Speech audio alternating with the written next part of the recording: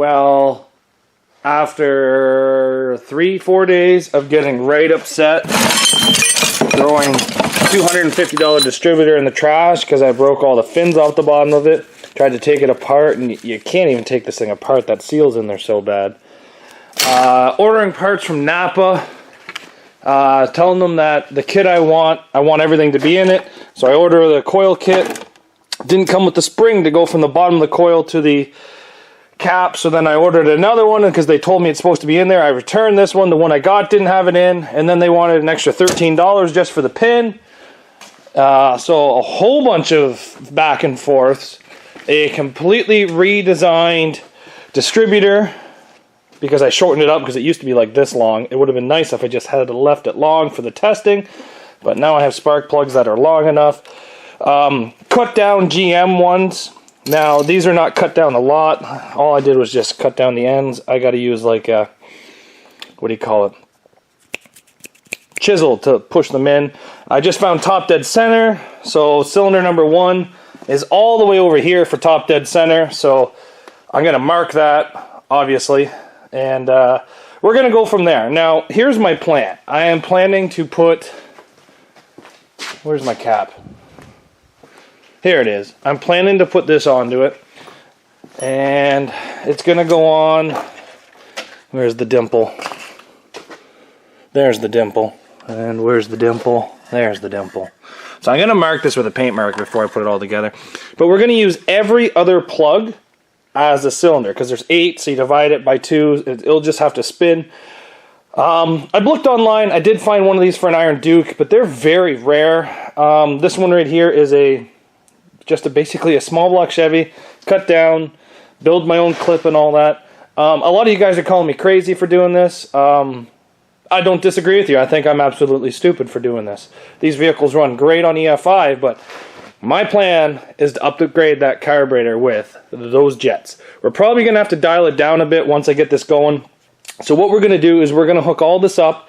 We're only going to throw one wire on it, and we're going to see if we have spark. So I got to do a little bit more stuff here before I'm to that point. I'll call you guys back to see if and when I get spark, because God knows I need to get this thing running. This thing here has probably been 2 weeks of just destroying my mind. I had spark out of the Toyota distributors, and then I lost it all. So close, but so far away. And it was a brand new distributor, so it's not worn out or anything. It could be a made in China, coronavirus, cheaply made one, but I don't care. I'm looking to get it done. Now, this can be put anywhere. It depends on where you drill your hole. I chose to drill my hole in the same preference as where the pin was located factory. So if you really wanted to, you could have cylinder number 1 up here, but we're just going to go by here. We're going to put in the same firing order as a Toyota, which I believe is 1, 3, 2, 4, maybe I think it is. I'm going to have to look that up. I don't have it memorized off the top of my head. I've disengaged the springs that were inside of this and welded it. I do have the vacuum assist still hooked up. I don't have it hooked up as of right now, but it'll probably just go from there to right there as of now. But the great thing about steel headers is I can drill and tap and put brass fittings into this to create vacuum when and where I need it. I'd probably do it up here, so that way I get a greater vacuum and I'm not taking away from one cylinder. But anyway, there's lots of things that we can still be doing, and I'm going to do some of it, so I'll be right back. So I got a spark plug set up there. I got the positive, I got the negative, and this is going to trigger the starter. Let's see if we have spark. Oh, we got spark, baby. Look at that. We got spark. Alright. Let's get this thing set up in the proper fire order. We're going to start 1 right here. So we're going to take number 1, run it around. Hopefully this thing's long enough. These wires are off a Cavalier. Oh! But if she sits, she fits. We're going to get the rest of them all in using every other coil pack. And if I need to, I will cut the ends off old coil packs and clip them on. So that way then they won't arc to each other and kill the coil. Actually, they might not arc because they might arc to this. Anyway, I'm going to get going on this. I am actually really excited now that I got spark. So I got fuel pump hooked up to a gas tank. Let's just make sure we're getting fuel pressure. Oh, but we're getting fuel pressure. Okay. Kind of excited. Let's try to start this. Oh, oh, bud. Oh, that's arcing out. Let's not do that again.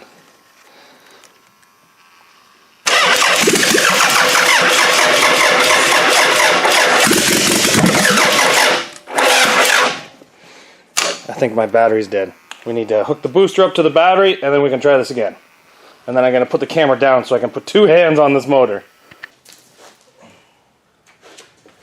Alright.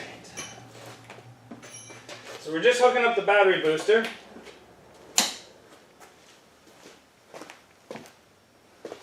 I'm going to turn the battery booster on. I'm going to turn it on to a lower one. I don't need 200 amps right now. Okay, I'm going to change timing a bit to right there maybe. And then I'm going to start this thing. I need fuel pressure. Sorry, guys, I'm getting excited. Got fuel pressure.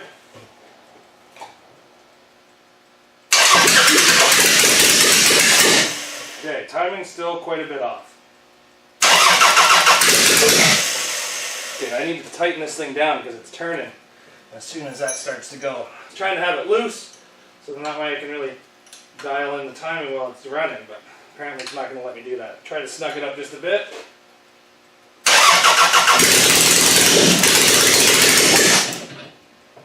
Alright.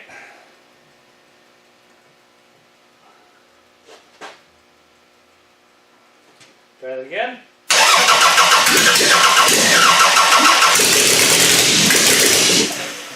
Okay, timing's a little off.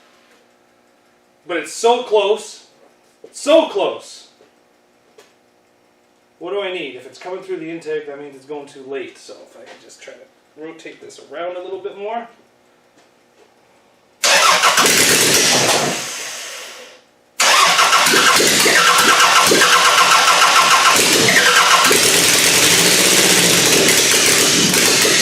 Do not touch the distributor! Woo!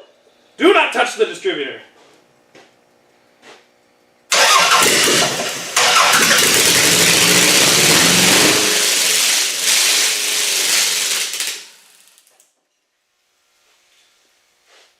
Okay, so that distributor is going to kill me.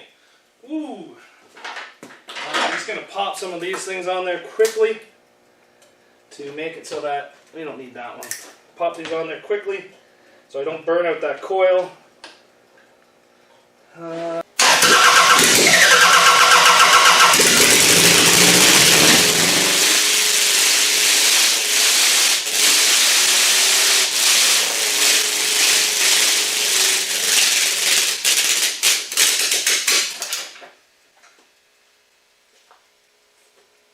I say that's running. Just needs timing now.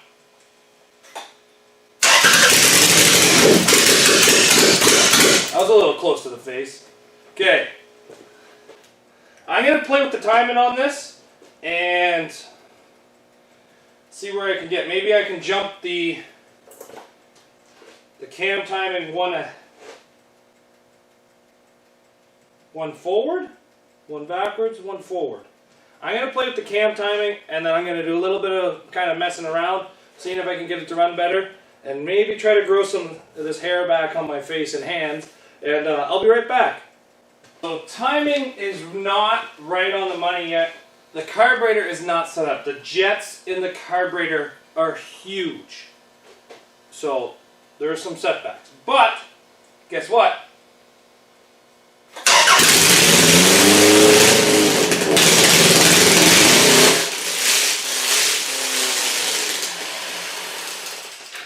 She runs.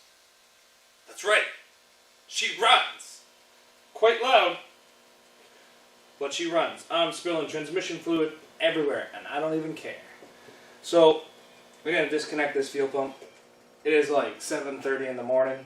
I've probably made all of my neighbors upset. This has been a lot of work to get this to where it is, and there's still a lot more to do. I'm going to be capping all the tops of the distributors that I don't use. That way it will save the life of the coil. You don't want the spark arcing across. By doing that, sorry, my hearing is really messed up right now. This thing is running pretty rich. But yeah, you don't want that spoiled spark jumping across the coil because it's going to damage that coil and it's going to burn out very quick. So that has to be addressed. I have to fine tune the timing. I don't have a timing cover for this, so it's going to be really hard to kind of dial in the timing. I can fine tune it here, but only to a point. This could have been done much better, and if I was to do it again, it probably would be done different with a different kind of clamp, so I can actually rotate that quite a bit, like you can do in a small block Chevy. There's still quite a bit of vacuum leaks. I have a huge vacuum leak back here. That is probably why this thing is having such a hard time actually being a carburetor, because it's not experiencing the right amount of vacuum it needs to be able to pull the fuel it needs. So it's only really running off the accelerator jets right now, which honestly sucks, but it's better than what it could be, which is not running at all. Man, my ears are ringing. But this thing is running on a carburetor. It is running on a GM distributor with a Holley 2-barrel carburetor, and I just need to fine tune this thing to pretty much get it where I need it. Firing order's right. I have fire in all cylinders. So, whew, I'm pretty happy about this. Still much more to do, but it's running. The transmission is pumping, so it must be in some sort of, that is hot, some sort of gear. I don't even know what gear it's in, but it's pumping fluid everywhere. Eventually the transmission will just run out of oil inside of it. So, I'm not too worried about that. Yeah, I'm overall pretty happy. If I want to keep running this thing on the stand, I'm probably going to have to put some water inside of it because I do not want to wreck the new head gasket I put into it. But as of right now, I'm pretty excited. I can find out how far my timing is off right now. I'm going to say about 1 tooth. I could probably go one more, but if I had more adjustment in the distributor, I could probably do all that in the distributor, which would just require a nicer kind of clamp design. If I had the factory finger that holds on this distributor from a small block Chevy, I could probably tune this thing so much nicer and leave the timing marks right on the money. Now, there's been a lot of talk about me putting this thing on methane or alcohol, and I really want to do that. But I know very little about alcohol, so I'm going to have to do a whole bunch of research before I switch this thing to alcohol. My buddy and I are actually having a race. He's trying to get a Camry to run on alcohol uninjected, and I'm trying to get alcohol on carburetor. Now, I know absolutely nothing about carburetors. My derby career, I did a couple rear-wheel drive carburetors, but my limit's very little on them. I used to rebuild Toyota carburetors, but those things were super easy. I've taken them apart and cleaned all my dirt bike carburetors as a kid, but for tuning, I know nothing, but I'm learning. And that's something that's great about this sport. There's such a variety. You can learn quite a bit about pretty much any automotive thing that you want to learn. Now, alcohol is something I know zero about, so I'm going to have to research quite a bit. I know that it eats fuel lines. I know that it's 1.6 fuel, so I know that fuel pump will not move enough fuel.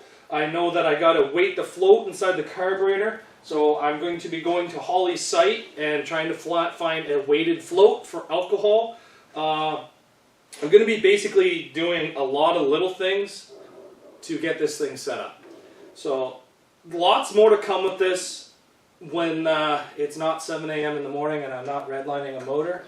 I'm going to try to get the timing a little bit nicer on this. I don't know the exact numbers, but I know you have to change the timing drastically for alcohol. One of my Toyota trucks in the past, I used to have propane in it, and I actually ran a Cadillac. I actually bought a Cadillac 500, 1973. I derbied the car, but when I got it, it was on propane. So I know that you have to advance timing like crazy on propane, and I'm assuming you have to advance it even farther on alcohol. But that is something I'm going to have to read up on, and I'm going to have to become more knowledgeable on. But so far, this motor has now got head gaskets. It's getting a secret oil pump that is already in it. Well, it's getting some treatment to the oil system that is going to be phenomenal. higher oil pressure, which is always a must. New timing belts, new timing belt components, new intake gasket, distributor here that I got going, but I'm kind of excited. I'm kind of really, really excited for this. Lots more to come, guys, so make sure you come back. Big plans for this motor. It might not be today, sorry, tomorrow, it might not be today, it might not be a week, but there's big plans for this motor. If she blows up, she blows up. But let's put alcohol in this thing. That is my plan, is to alcohol this thing. If you guys are at all interested about this intake, I got it from Archibald Derby Supply. Great company, very local to me, so it is very easy for me to draw stuff on a piece of paper and get them intake gaskets or exhaust gaskets and bring it to them and say, listen, I have a crazy idea. I want to put this crazy idea from paper to principle. And I brought them this idea. I showed them what I wanted. I brought them one of my old headers and said, listen, if we just cut it off, and they looked at me and said, we're not cutting apart one of your headers. We'll build this thing custom for you. And I went there, and this thing is legitimately a one-off custom piece that I pretty much ordered exactly the way I got it. And I'm super happy. There's little things that I don't like, but this is just the concept. It can be changed. I think that the mounting flange is a little thin. That can all be changed because all my studs kind of bottomed out, so I had to put washers on some of my studs. But that can all be changed. This is just a prototype. They used thinner steel just to make it so that if had to be modifications, I could die grind it or cut it with my mini grinder just to make it fit better. Archibald Derby Supply, top notch. Recommend them.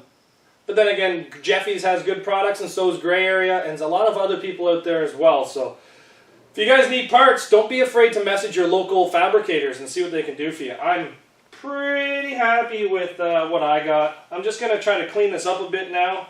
My wife will probably be coming out with probably within the next 20 or 30 minutes to yell at me. So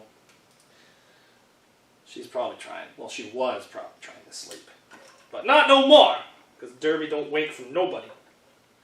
So thanks for watching, everybody. Have yourself a nice day. And we'll see you back here tomorrow on Zach's Workshop.